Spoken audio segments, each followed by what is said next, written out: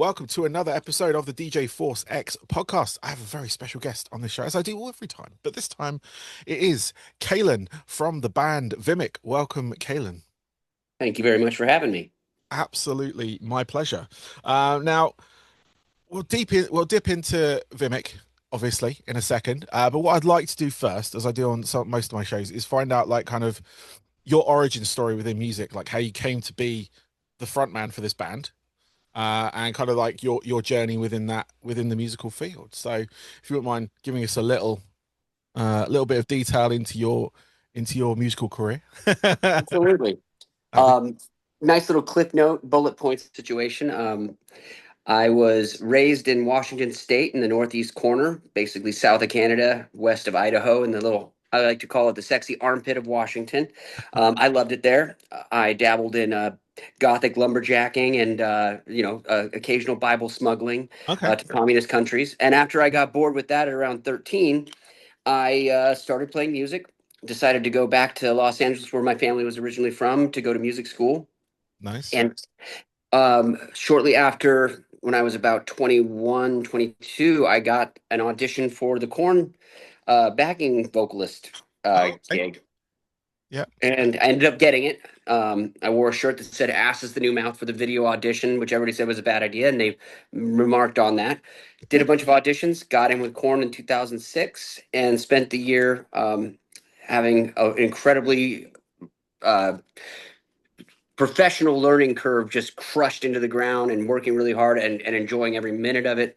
And Beautiful. in 2007, after the exit of their original drummer, Joey came on to do the entire 2007 world tour. Mm. So I met him and we became fast friends. We'll probably go into some of those details later, but he and I always agreed when we shared a bus in 2007. They basically quarantined us because we were crazy. We always listened to music and said we should do something together one day. Fast forward to end of 2013, beginning of 2014, Joey calls me. He says, I'm not doing Slipknot. I'm doing this project and I'd like you to join. And I said, okay. Excellent. And then we did the thing, which I'm sure we'll get into, but that was the impetus. We made a record and things happened and we lost our buddy and now I'm here and I honestly didn't think I was going to be here and I didn't think any of this was going to happen. So I am bittersweet, shock, awe, and a little bit of constipation all rolled up into one. Oh yeah, I mean that is that they usually all go hand in hand somehow True. on that front. But no, I mean Vivek, I like we'll start talking about that now. I was obviously made aware of them. I say obviously, but I'm in a privileged position to be sent music early. I was on Roadrunner's mail out list basically for I'm a DJ, so I get to play these songs that I used to. Now I get them on day of release, which is a whole nother Mhm. thing altogether. But I went back into my music collection and I found out it was actually 2016. Yeah. And I got sent, God, what was the track? Simple Skeletons was the track. And yeah, I sort of, I commented to the press agent at the time, it was a really cool track, etc. So, and then obviously, like we said, a bunch of stuff kind of happened after that point. So you were producing an album. Yeah. The album was Um, produced with Kato Kandwada, our amazing yeah. producer, no longer with us. And that was done at the end of 2014. Uh, and then there was, the mixing, mastering, all the things. So 2016 sounds about right. It's a bit of a crazy blur, but that was the record. And we sat on it for a little bit, got it ready, got it mixed, did all the things, and we were. I think we released three singles. Yes. No, four. Yeah, no, it was four. I was Yeah. going to say I've got the others as well. So the first one was that I went back into my emails as well, and I found this like email chain with the press agent at the time Nice. because I was like, it's really cool, and it's like it would go down well at the like the rock clubs that I DJ and stuff like that, and all that kind of. Yeah. So, and yeah, I mean, there was four singles. There was She Sees Everything, My Yep. Fate, and Fail Me, My Temple in parentheses with Dave Yeah. Mustaine of Megadeth fame. Yes. Um, but yeah, you mentioned obviously Kato, who was sorry, was a fantastic producer. Obviously, we lost him in 2018. In was it a motor accident? It Biking. was a motor accident. Yeah, I was with him literally 10, 20 minutes before it happened, I went to another rehearsal and we finished up in the studio together. And I got the call early that morning and he was gone just like that. Absolutely fucking crazy. It's mad how it like how quickly life can just get taken away from you there. And did was that what put the stop on the album at the time? Um, There was a lot of factors, and some of them were straight up just the simple transitioning business, from one label to another. There was, because of all the delays, a lot of us had, there were so many things we had to account for in our existence, and a bunch of like if two or three things we could have dealt with, but yeah, it was such a compounding situation that we were not in a position where we could tour or promote or do anything. yeah. And that's like the most. This is such an important thing and I'm so blessed that we get to do it now. Um, so I'm not going into a lot of the negative details of all the bullshit that could have happened, but it was a flurry of ill-timed inconveniences and bad luck. And Yeah. the fortunate thing was that we thankfully maintained our friendships, um, and I think I would take that above trying to push the record and tour on it and see what we could do. So I was very happy that that was maintained. But yeah, it was a shitstorm of apocalyptic proportions. That's what I will say. Okay, I kind of get where you are because I know Roadrunner, I think around that time were being eaten up by a major, I They believe. were doing that. I mean, they were fantastic overall with everything.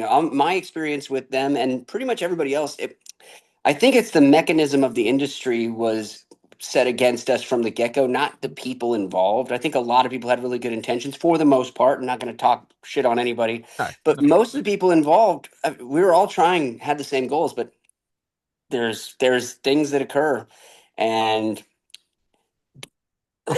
yep. Exactly. That is the right motion. Uh, um, but yeah, obviously going on from that, obviously we lost Joey Jordison in 2021 as well, yep. which was a huge loss for the metal community. Obviously, I remember him from Slipknot and Murder Dolls, and I saw him play live with Slipknot multiple times here in England. I saw him like hang upside down on that fucking drum kit he had, Oh and yeah. absolute crazy, absolute madman. And I can just imagine, yes, if you got quarantined with him, because Mhm. you know, on that front.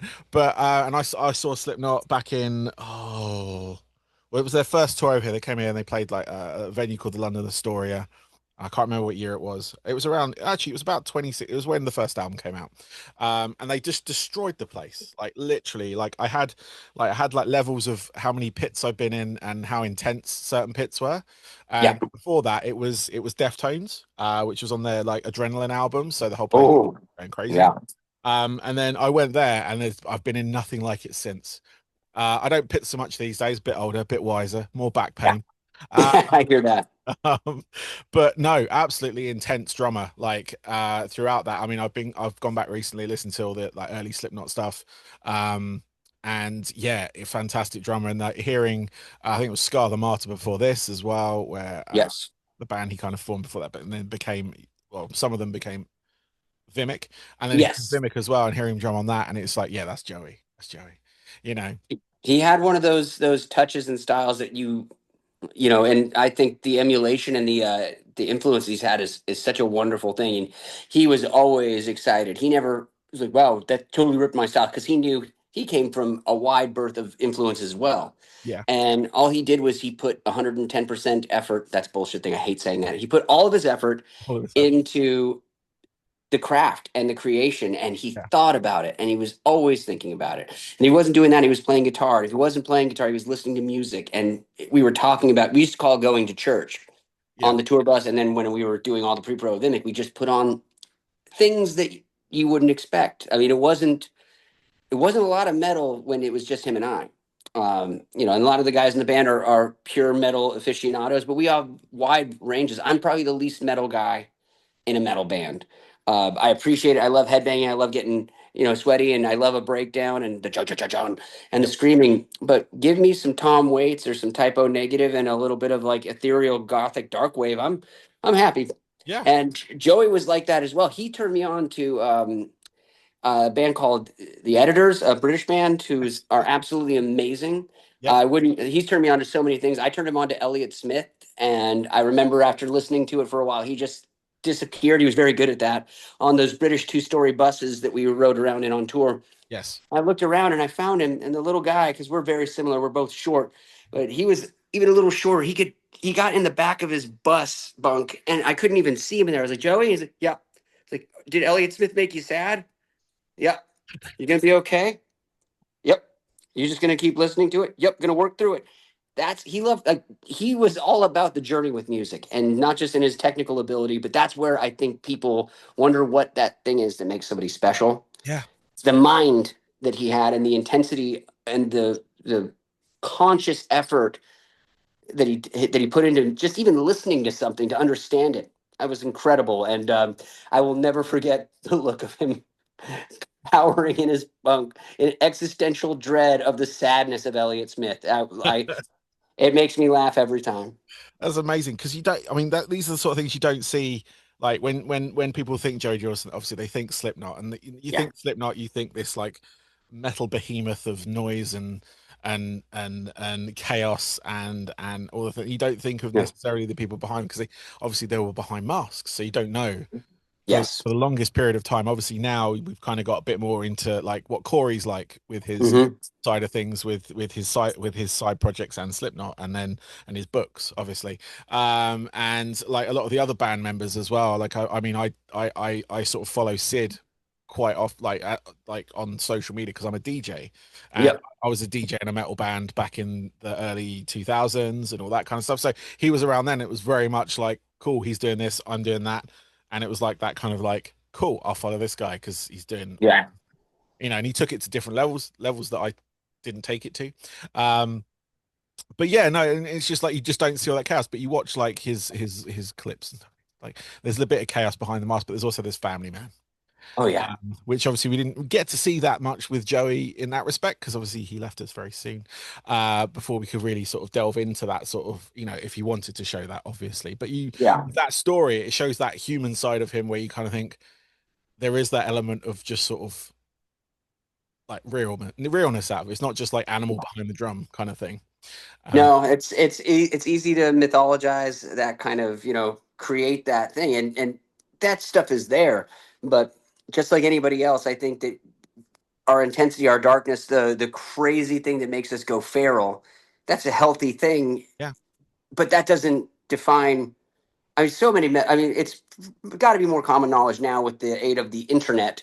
But most of the metal community, the people I know, are silly, fun goofballs, as my yeah, band likes to say. The boys in Vimic, we're just goofs, just goofballs, silly goofballs. And yeah, because we do the thing, we write the lyrics, we play the thing, we feel that, yeah, and that's what we want to share with the fans, so that when they leave, they're not feeling that. yeah. I don't want people slam dancing in the parking lot, kicking strollers, and cutting off fucking arms. That's not the point. No, So logically, there's got to be a light, and whether that's light and happy, positive, or at least just lightness and laughter and silliness, and depending on where you're at mentally. Sometimes I just need to watch a fucking cartoon. yeah, I can't be, gratitude based, feeling my fucking emotional. Like sometimes I'm not okay, but I'm not going to live in that gnarliness all the time. And Joey was great at that. He was a caregiver. He also, anytime, because we were doing bits nonstop, and all the boys in Vimic, Kyle, Jed, Matt, our new guitar player who replaced our original one, Steve, Kyle, Matt, Jed, Steve. Yes, those are your guys. I'm going to make sure they all have long hair and beards. I don't know who is who, yeah. I was but gonna there say was let's just, pick him out of a lineup. yeah. My nondescript metalman, and I'm pretty much legally blind, so they're all just blurs making noise. But if there was ever a moment where we weren't making a funny fart joke or doing something silly, Joey would, hey man, you okay? I was like, yeah, Joey, I was just probably thinking about guitar pedals or swords or something. I'm sorry. But he cared so deeply about everybody all the time. And that was his nature. He was just wanted to make sure everybody was good and take care of people. And it was such a pleasure to get to spend the amount of time I got to with him in close quarters, Yeah, because there wasn't it wasn't one of those situations where this group of people were like, I cannot wait to get away from you. We did not mind being trapped together in the studio. We didn't mind it in the bus. Um, our faces, I got more wrinkles from and better abs from those assholes than than from most of the mirth that I've gotten in my existence. Brilliant. Brilliant. That's great to hear. And obviously you guys, like we did talk, you sort of touch on that, but you did make an album that never saw the light of day until soon. Till Um, soon. till soon. But it is called Open Your Omen. Yes. That is the album you successfully set up, or the is it the Joey Jordison Foundation Yes. family, sorry. Set up a Kickstarter. Obviously once you got the rights back to the album Yeah. from the album. How was that process? Because I know I've spoken to various bands on this show.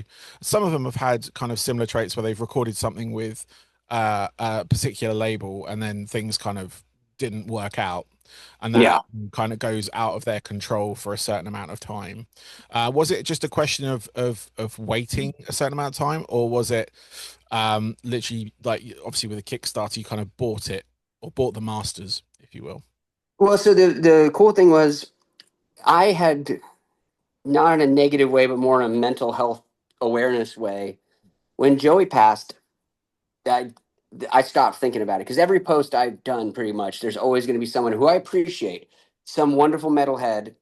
I'm fucking posting about one of my soft, sad, shoegaze songs, or some corn that I roasted, not the band, but the food. Yeah, yeah, And I'm like, when's Vimic coming out? What we doing with Vimic? And I'm like, and I said it a few times, like, I don't have any control of that. yeah, Which is hard because I wrote the lyrics, I've got, a third of the publishing, and I felt, there's this ownership, but that's the way the business worked and the way that everything went down. I couldn't release anything. I played a couple acoustic versions of the songs, and that was fun, but I was also trying to mourn my one of my best friends. yeah. So at that point, for the last few years, hasn't been a thought in my head about getting the record.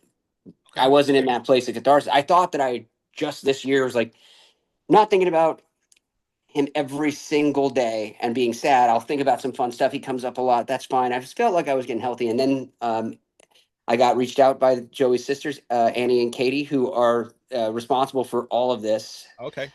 And after checking to make sure it wasn't a scam, because I've had people reach out saying they're this or that, and Yeah. I got to be careful on the old internet, and I'm gullible. So I had my manager Crystal, is this all real? Because I met them before and they were lovely, and I was like, yes. So we talked, and they said they got the rights, Oh, and that was the conversation beginning. And then I had to kind of rally the troops and talk to the boys and get everybody on. yeah. And fortunately, everybody felt the same way, and it was kind of it. I think we said it in the press and all the things, honoring Joey. Yes. It's Yeah. come down to that term, and we've tortured it at this point, and I will continue to, because Yeah. that's what it's about. We have a record of unreleased Joey Jordison music, and I know how important he was to everybody. I know how important he was to me, and like it or not, we're going to give it to you guys. You've been asking, Yeah. and so I'm hoping that at a certain point, when I post about some pasta fazul, maybe I won't hear about when I'm releasing the goddamn record. I'm not angry. I'm just saying, like, comment on the fucking pasta, you metalheads. Yes. Um, but there Freaking was boom. so much shock initially and disbelief, and then I had to unpack all the things. And I know it's the same for the boys in the band. It's like, now the memories are up. Now I hadn't listened to the record in a long time. Yeah. Now I listened to that. So it's been this blend of absolute joy and excitement and the other stuff. And Yeah. it made me realize, oh, you can't just decide that you're over something or feel better.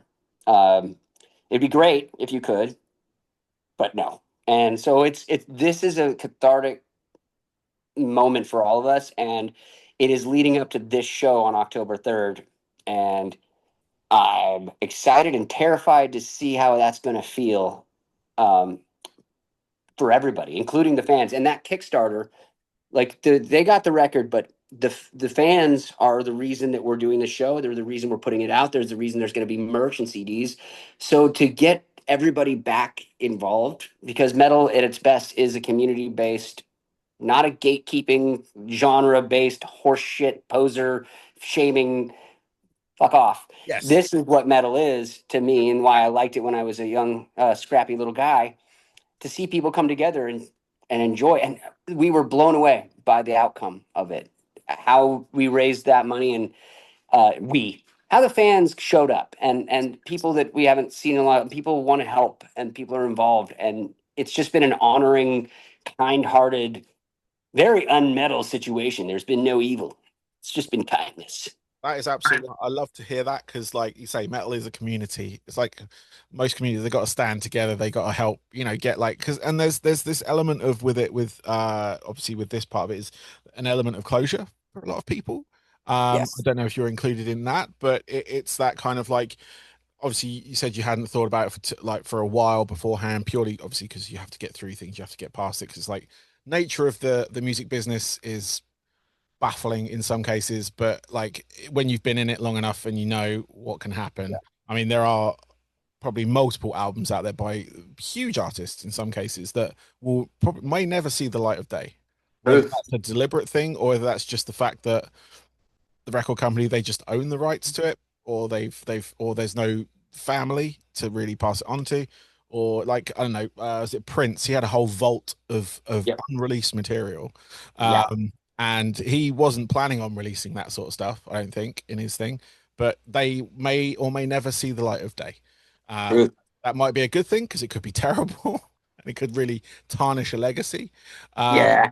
Some of the I'm actually. I'm sorry. I'm a fan of not worrying about the legacy, and Joey would be in the same way. When yeah we're doing the records, it would during the final process there would be those moments where, yeah, we should maybe. I was like, Joey, are you once it's out? I know that it doesn't belong to us anymore, but we've got to let it go. He cared so much, but once it was out, that was he felt the same way of this is your song now. Whoever's listening to it doesn't have to be about what we think it's about. Doesn't matter how it does that.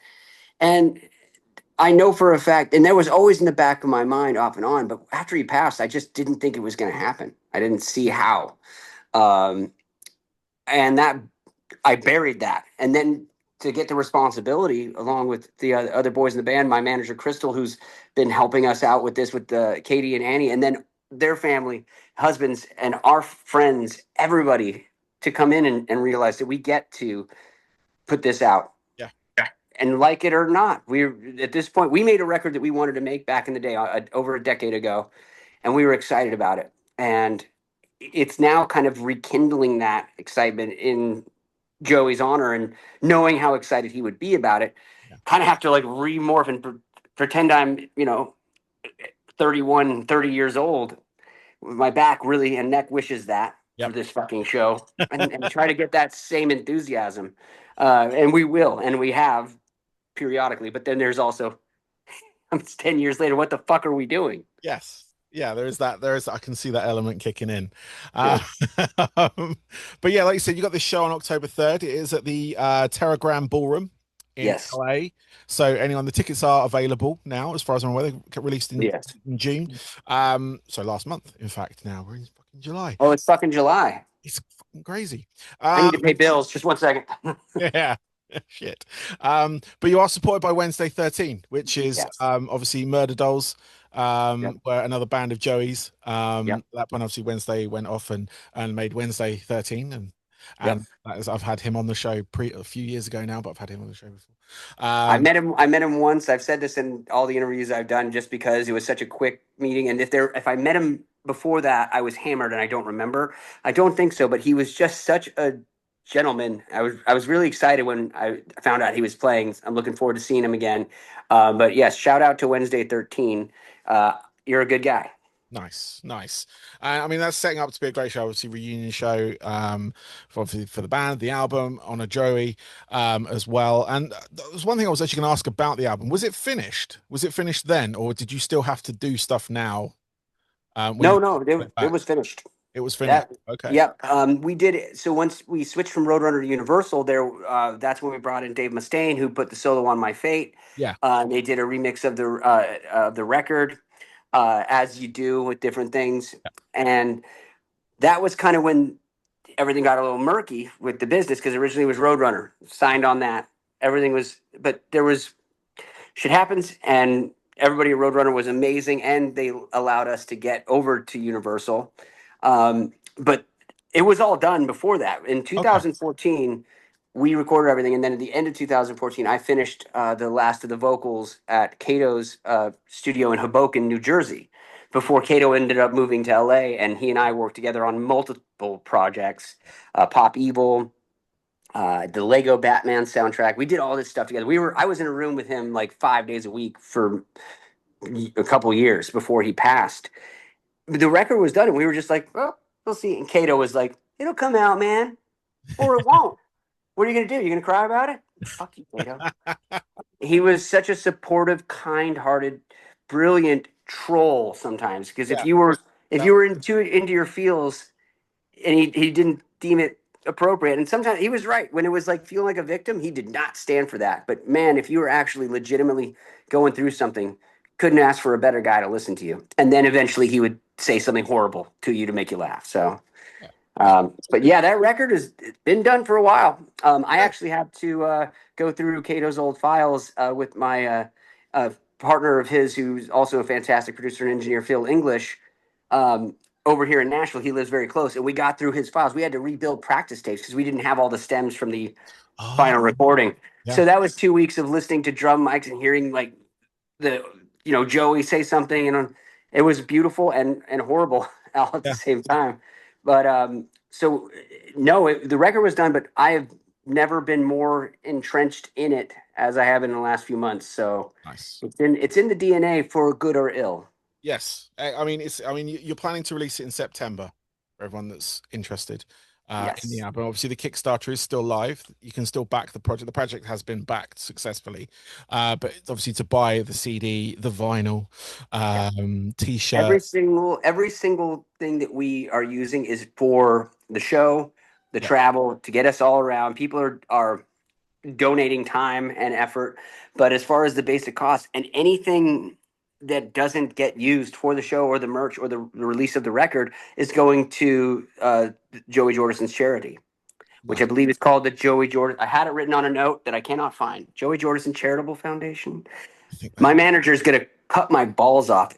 It's online. It's their foundation. It's for putting drums in schools. It's a great foundation. So we're not trying to take our fans' money or Yeah. Joey's fans' money because some people don't like me. That's fine. I'm weird looking, but if everything is going to a good cause, and the main cause is getting you the CD, and the rest of it's going to a proper cause of farthering music in people's lives, especially young people's lives, because without it, good Lord. Yeah. It's yeah, definitely. I'm sorry. I'm just looking at the campaign now. I'm just trying to find the name of it. Yeah, Joey Jordison Charitable Fund. There it is. I Sound think I right? might have said that. I Yeah. think you did. I think you did. So your balls are Woo! safe. Um, Balls are safe. so I just had it open in front of me. I was just like, oh, yeah, people could have bought his beanie, set Mm. lists, shoes. This pair that's gone already. People have got his shoes, so I have his. I'll clone him. Um, but no, there's still plenty. Obviously, people can buy the CD. Obviously, it will come out digitally as well, so people can Yep. stream it on. Hard copies, digital, the whole kit and caboodle. Uh, it's come back to the idea. When we decided to do this, we knew that we were in a bit of a pickle because Joey didn't do anything half-assed. Yeah. So we were like, well, if we got to go full bore, Yeah. Barkley, what do you want? Get out of here. Oh, hello. Uh, My dogs are in the house. They're normally in here with me as well. Um, um, but yeah, I was like I said, you got the album out on 25th, you got that show on October the 3rd, everyone. But I got a couple of questions left for you, yep. Kalen, and I'll let you get on with the rest of your day because I know you've got some stuff to do, as we discussed beforehand. But what I want to find out from you, I think we kind of already covered it a little bit, but we didn't get specifics. But what I like to find out from people is the three most pivotal records. Now, not necessarily your most favorite records in the whole world, so not your top three, like, if you can knock them Yeah. down, but the ones like when you were younger, you heard and it just changed you. Made you want to be a singer, made you want to be in music, made you want to do like goth metal music, anything Yeah. like that. Any of those records, if you can kind of, if you've got three, that'd be Yeah. Absolutely. This isn't linear, like from early to, because it's kind of all, Yeah. but the one that always the way that changed my perspective on music and allowed me to really start breaking rules and not caring and not being formulaic was a Christmas present. Just moved to LA to go to music school at Musicians Institute. Came back to Washington State to be with my grandparents. Snowy log cabin, and my brother gives me the record Tom Waits' Blood Money. Nice. And he released another record in tandem with it, Alice, which is another one of my absolute favorites. But Blood Money sounds like a gnarled, angry pirate record. It's also beautiful and there's poignance, but Yeah. it was so weird and so musical. I was just sleeping down in the basement with my CD player at 2001, I think it was, or two, and just could not stop. And that started my Tom Waits obsession. But that record, I was like, oh, there are no rules. Yeah. There are no rules. And I knew that in concept, but I was like, I didn't have the balls to use a vulgar parlance there. So that record changed everything for me. Then, as far as like bringing in, and I was playing metal a lot, especially back then, and into the time with Korn, and then I took a break. I've always been into like shoegazy, singer songwriter, ethereal, goth, indie, but listening to Typo Negative, October Rust in particular, in a very similar time frame, there was also a sense of humor, and in this darkest, gloomiest situation, I was like, that is so funny. Yeah.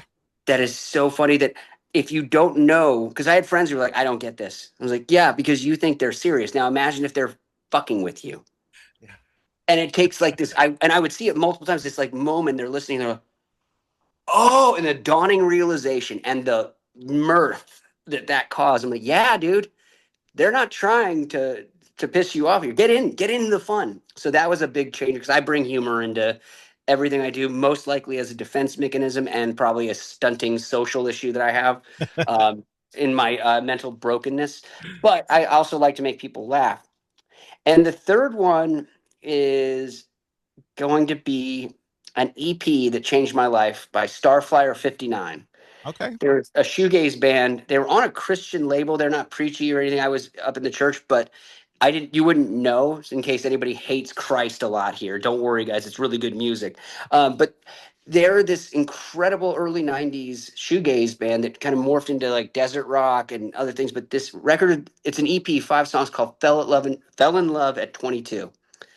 5 songs. Put it on when you're doing a night drive, or if you're like cooking in the evening and you're chill. But honestly, for a country drive, it's the best. Nice. It's like life changing to Yeah. me, and it's just a vibe.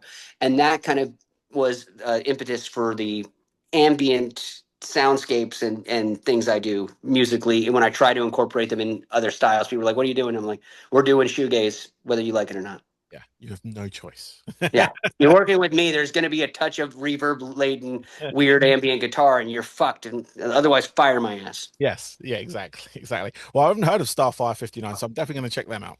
Yep. Good band. A lot of long 20, 30 years of music now. But start Wow. with Bell Love at Okay. 22 and then go back to their second record. It's just titled Gold. And that'll kind of give you a starting point. Okay. Cool. I will definitely do that. Obviously, typo negative. Yes. Like absolutely brilliant. Like just Yeah. I don't know. It wasn't satire, but it was just like he didn't take himself seriously. Pete Steele, obviously, he's no Yeah. longer with us as well. This is kind of a death episode. So there's a funny little impetus and or connection. Joey in 2007 knew how big of a Typo fan I was, and we were doing the European festival run, and I got to watch Typo side stage. Randomly made out with somebody because that's what Typo Negative does. If you're at all goth, it was a wonderful, magical, youthful, rambunctious time. So they finish up playing, and then we're got a few hours before we play, and I get on the bus. Joey said, "Come with me." And we walk down, there's a bunch of buses lined up, and we walk into a bus and we go up into a lounge, the 2-story British style. Yep.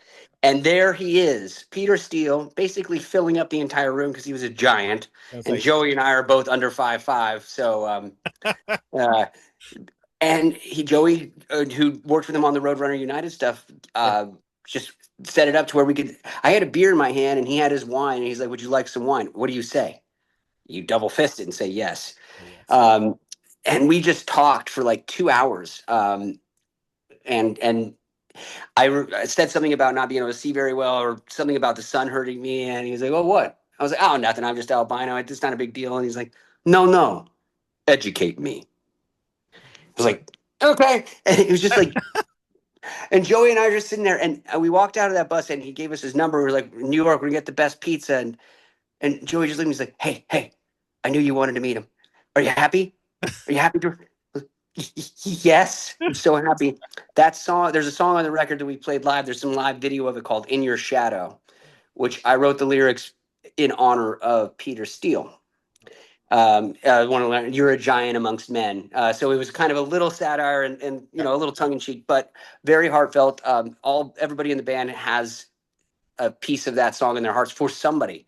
Yeah. And once we realized that was in the set, um, that's not for. I mean, yes, Peter, you can have a bit, but this is for Joey. When we play that live, now that song is about Joey, and it's amazing how those songs change. Yeah.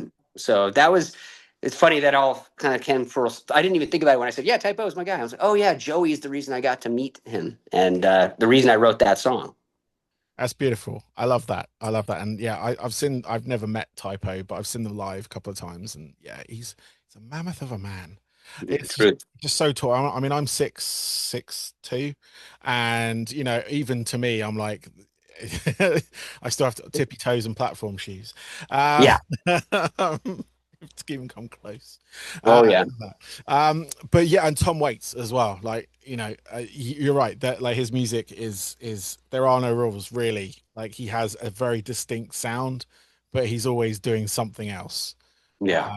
across the records. I mean, I'm not a massive like listener of his, but I do put it on. It's on playlists and stuff like that, and I hear it. And I'm like, this is. I kind of love this. Yeah.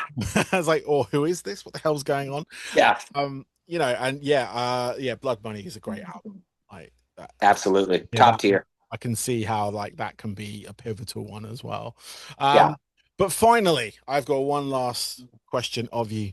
Uh, what are your hobbies away from music? So when you're not singing, when you're not Ooh. producing, when you're not doing backing vocals or anything like that, what do you do? What are your sort of like escapes or passions outside of that? Cooking is because I used to do it professionally, and now I cook for friends and family. Nice. Cooking is I take it very seriously, and I love it, and it's calming. That's a big one.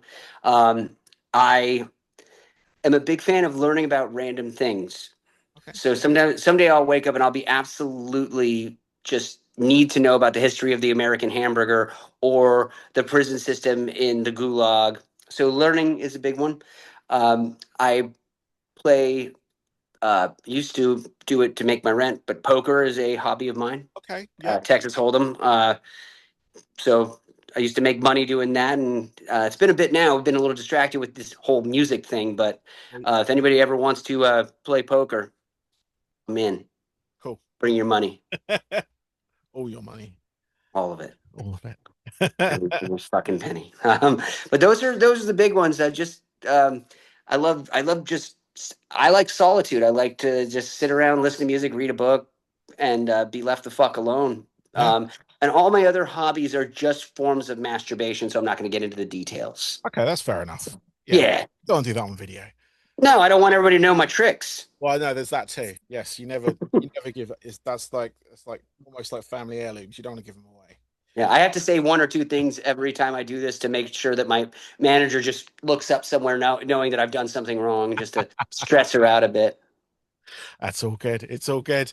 But no, Kalen, thank you very much for your time. I've totally appreciated every minute of this interview and chat about this.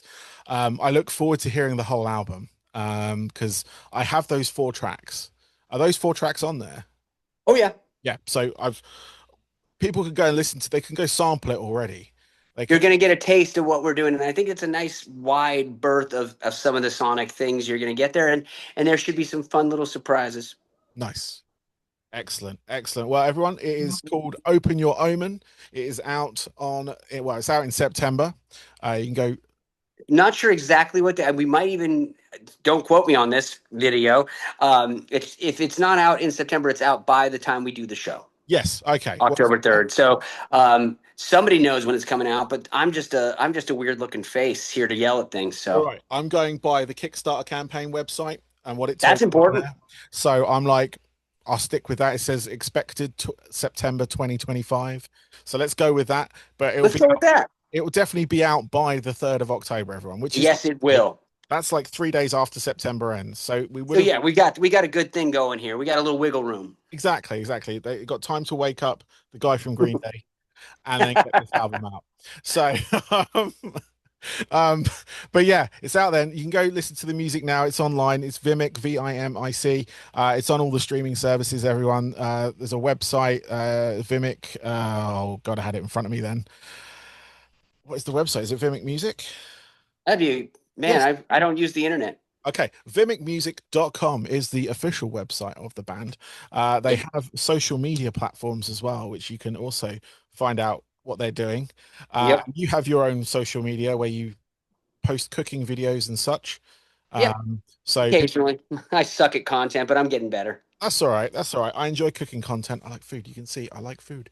Uh, Um, I've got a new. I'm going to do a new video on some verde sauce that I'm making in the next week or so. So get ready for that. yep, I will. I'll have my notepad, pen ready to take notes on that. But yeah, I mean, you can find everything on there. But yes, Kalen, thank you. It was an absolute pleasure, man. Absolutely, pleasure's all over here. It's been great. Mhm. But thank you, man. I appreciate it.